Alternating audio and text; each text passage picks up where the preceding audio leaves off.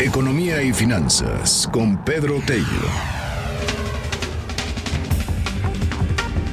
Hubo un tiempo en donde uno estudiaba y tenía su carrera, y ya teniendo su carrera, pues entonces tenías garantizado, más o menos entre comillas, ¿no? Un empleo digno, un empleo bien remunerado. Esos tiempos, estudia Derecho, estudia Economía, estudia para ser contador, estudia para ser doctor, y tenías garantizada la chamba de alguna manera y tenías un buen ingreso. Hoy ese tiempo se acabó. Es de acuerdo a datos, nadie está inventando nada. Esto es de acuerdo a datos, pues estamos viendo cómo hay un desempleo de gente preparada, de gente que tiene carrera, que tiene la prepa en el mayor de los casos, y en muchos más pues tiene educación superior. Es más, en algunos casos hasta posgrado, pero pues no hay chamba. Pedro Tello, qué gusto saludarte, muy buenos días. Luis, buenos días, qué gusto saludarte a ti y a quienes siguen este espacio. Fíjate que estabas haciendo este comentario introductorio. Yo recuerdo un estudio que señalaba que en el México de los años 60, incluso hasta mediados de los años 70, por cada egresado de escuelas de educación superior de la universidad, del Politécnico, de universidades estatales, por cada egresado había al menos entre 2 y 3 oportunidades de trabajo. Podías entonces elegir con quién contratarte y eventualmente hasta negociar las mejores condiciones de salario y prestaciones posibles. En 2019, como bien lo ha señalado, la situación ha cambiado radicalmente. Y es que de acuerdo con la información del INEGI que se dio a conocer el día de ayer sobre la evolución de la tasa de desempleo en México, nos encontramos, Luis, que la buena noticia es que en agosto la desocupación finalmente logró frenar su tendencia ascendente. Tras haber escalado durante 3 meses consecutivos los niveles de desocupación en México, finalmente ya en agosto se estabilizó en 3.7%, que es la misma tasa prevaleciente en julio. La otra cara de la moneda, Luis, está en, revisando los datos de esa encuesta del INEGI, me encontré con una cifra que a mí particularmente me llamó mucho la atención. Entre la población desocupada en México, el 48% de los jóvenes que no tienen empleo hoy son jóvenes que terminaron la preparatoria o terminaron cuando menos una carrera. 48% de la desocupación en México está integrada por jóvenes con este nivel educativo.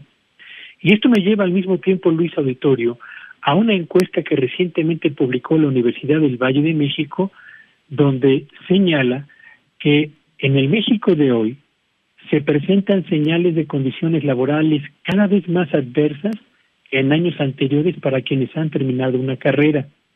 Dice la Universidad del Valle de México que el número o el porcentaje de quienes consideran que emplearse es difícil o muy difícil escaló del 35% en la encuesta del año pasado a un 45% en la encuesta actual, y que el promedio del ingreso que reciben los muchachos que recién han terminado una carrera ha presentado una disminución en promedio del orden del 8.6%.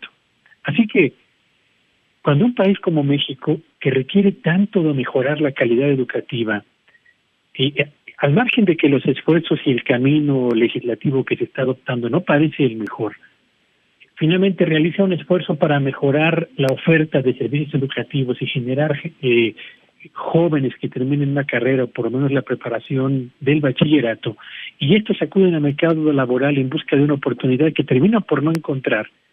Pero lo que tendríamos que preguntarnos, Luis Auditorio, es, ¿basta mejorar la calidad educativa en México o también tenemos que hacer un trabajo tan intenso pero al mismo tiempo de muy corto plazo para mejorar las condiciones de operación de la planta productiva en México? Porque los datos, de verdad, Luis Auditorio, ya generan preocupación. Claro. El colapso de la industria de la construcción, cifras correspondientes al mes de agosto, es francamente de luces rojas, Luis, ¿eh? No, y también se plantea ahí el asunto de entrada global, Pedro, para entender cómo están dándose las universidades y las licenciaturas y las carreras de hoy día. En muchos casos, no, obviamente hay crisis, y hay focos rojos y hay asuntos de falta de oportunidades porque no hay inversión gubernamental, por muchas cosas, ¿no?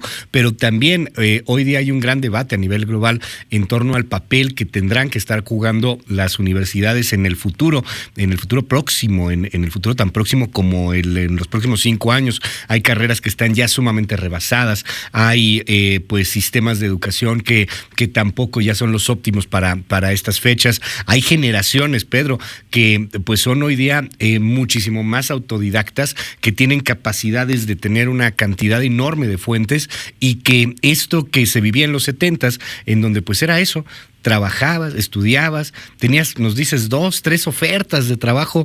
No, pues ya no, es un mundo sumamente competitivo en donde parece ser también, creo que hay que poner ahí el foco, las universidades se han quedado atrás.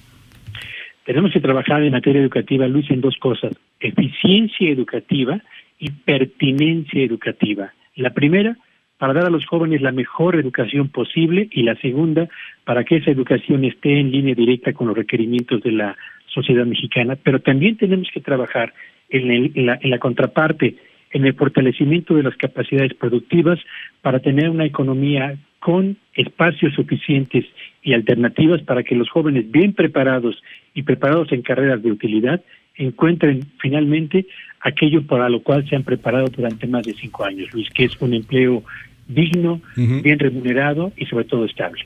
Y viéndolo hacia la productividad, viéndolo hacia la economía, viéndolo hacia la realidad, hoy está también ahí el debate de estas leyes secundarias en la reforma educativa, se han ya aprobado en el Senado, y pues se levanta también la voz de muchos expertos diciendo va a haber una gran diferencia entre los que puedan llegar a tener el privilegio de una educación particular, de una educación privada a una educación pública. Digo, siempre ha estado ahí como que esa brecha, pero pues con algunas cosas que muchos expertos consideran, por ejemplo, retrocesos. Ahí vamos a empezar a ver, dicen ellos, cómo empieza a verse ya de manera extremadamente evidente la diferencia entre estudiar en privados y estudiar en escuelas públicas, por ejemplo, lo cual pues todavía marca más complicaciones, ¿no?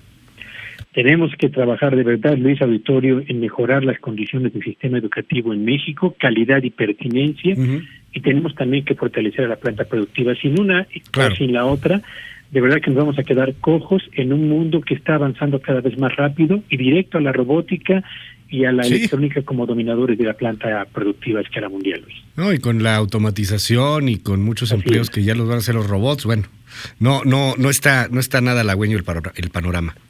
Por supuesto que no, Luis, y las señales en la planta productiva son de verdad preocupantes. Ahí están los datos de la caída en la producción de la industria de la construcción, 8.4% en julio, y un acumulado del 6% en los primeros 7 meses de este año. Y no olvidemos, la construcción consume insumos y materias primas de 24 especialidades, y es la más importante generadora de empleo en el sector formal, así sea empleo temporal, Luis. Te mando un gran abrazo, Pedro. Muchísimas gracias. Como siempre, te seguimos en tus redes. Me encuentran en @Petello Villagrán. Feliz jueves para todos. Gracias, Pedro.